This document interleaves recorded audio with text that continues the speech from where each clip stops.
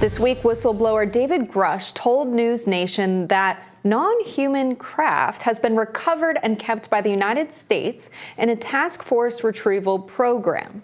The UAP task force was refused access to a broad crash retrieval program. When you say crash retrieval, what do you mean? These are retrieving non-human origin technical vehicles, call it spacecraft if you will, non-human, exotic origin vehicles that have either landed or crashed. We have spacecraft from another species. We do, yeah. How many? Quite a number. You are one of the most trusted former intelligence officials in the US defense and intelligence establishment. Yes, I was. The Pentagon has undermined Grush's claims about this alleged secret program. Department of Defense spokesperson Susan Gov't said in an email to Fox News Digital that to date, AARO has not discovered any verifiable information to substantiate claims that any programs regarding the possession or reverse engineering of extraterrestrial materials have existed in the past or exist currently. Back in 2017, the New York Times published an article that revealed a secret Pentagon program to investigate UFOs. One of the authors, Leslie Kean, has been reporting on UFOs for many years and also published a book in 2010 called UFOs, Generals, Pilots, and Government Officials Go on the Record. Here to tell us more about her time reporting on UFOs and recent claims on the topic of extraterrestrial life is Leslie Kean. Welcome. Hi, thank you very much. Great to be with you guys. It's great to be here with you. What do you make of Grush's claims that there are craft or potentially even pilots? I can't comment at all on the pilot part of it because that was not part of our reporting, and I never spoke to him about that. So that's aside. But in terms of his I guess you'd call them claims, his allegations that there are actual retrieved craft, I take it very, very seriously. Otherwise, I wouldn't have reported on it. And not only because of what he has told me, but because of what a number of other people have told me, quite a few, both on and off the record, but mainly off the record, that there are many others like him who are not whistleblowers, but have the same information. And in fact, others that may have more direct information than he does, because they have been inside programs, which he has not. So I think there's a lot more to come, and there's a lot more to back up his claims than what has actually been made public. And can you tell us more about what you've heard about the retrieval of crafts that are specifically non-human? Because I think I could understand someone saying, or many people coming forward to say, that pilots have seen objects that they couldn't identify, that maybe parts of crafts were then retrieved, and maybe we couldn't explain where they'd come from, but the operating theory would be they were craft from other countries or parts of weapons programs or something. This sounds like specifically it's being described as non-human, or that there's something indicated in what was recovered that this originates off-world or something like that. Have you heard, when you've talked to people on the inside, the non-human part of it specifically emphasized, or just a mystery? Well, this doesn't originate from the U.S. government. We don't know.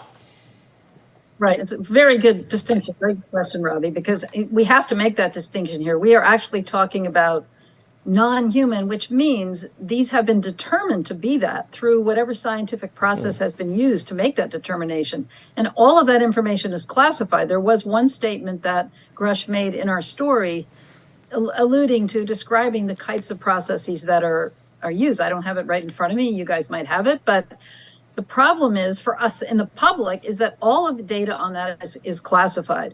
But I do want to make the point that he's making a very, very distinct distinction here from, between something that's just anomalous and maybe we can't figure it out versus something that has actually been determined to be of non-human origin. There are two different things. And he's talking about the latter here, that these have actually been determined to be of non-human origin. And I have spoken to others who have confirmed the same thing.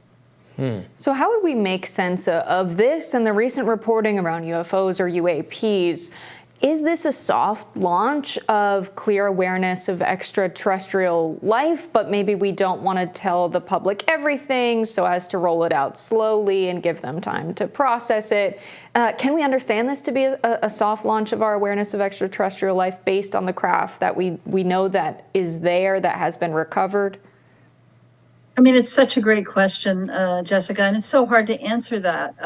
You know, I'm a reporter, and so whenever I get some good information that I think is important, I'll put it out there. But I don't really know if there's some kind of orchestrated campaign going on behind the scenes. It's hard for me to comment on that.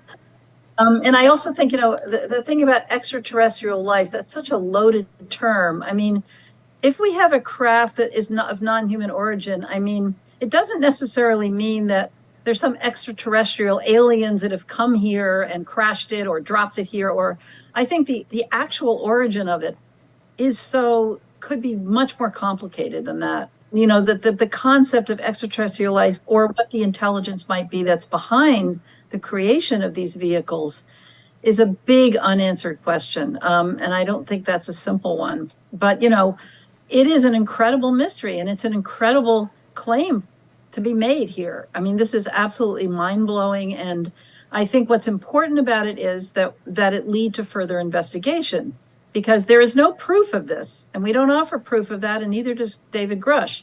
It's all about the people that he has spoken to that have provided him with information. So the Congress needs to take this up, and they just announced today that they do want to hold, the Appropriations Committee wants to hold hearings on this. So it's the beginning of an investigation that needs to happen to find out more. What is your awareness of how, I guess, how widespread within the government, you know, what levels of people having access to this information that has been classified? You know, obviously we're talking about in a political context, Donald Trump, other people having classified documents that they took or that they have in their private possession. Because my skepticism begins to fire. You know, I fully believe governments, including our own, suppress information all the time. The more, you know, people involved with knowledge for the longer period of time, the more I start to become skeptical that it's possible to, you know, to keep a secret of this magnitude. You know, how closely guarded has this what has been reported to government officials been kept? You mean over the years, right? Yes. Because these programs go back a long time. Yeah, I mean, it's obviously been incredibly closely guarded. A few, you know, people have come out from time to time and talked about it, but they haven't had anything to back it up, and they haven't had the level of credibility that David Grush has. They hadn't filed complaints with the ICIG. You know, they haven't gone to Congress and given hours and hours of information. So this is kind of at a new level of any person that's ever come forward before, because of who he is and how he's going about this. And I would have to say, you know, now it is coming out. I mean, yes, it's been held very, very tightly. One person involved told me that it costs more for the program to maintain the security that has to be maintained to keep it that way than it does for them to actually do the work that they're doing. I mean, the security is a huge element of it. But that's starting to break now. I mean, this is the beginning of that. So maybe you can't hold on to it forever. You just take someone like David Grush to come forward and feel it's his obligation to do so, and everything changes. We'll see where it goes. Yeah, really fascinating and exciting stuff. Thank you so much for coming on to talk about this with us, Leslie. You're so welcome. Thank you guys, both of you, for covering it and taking an interest. I greatly appreciate that. Have a good day. Thank you.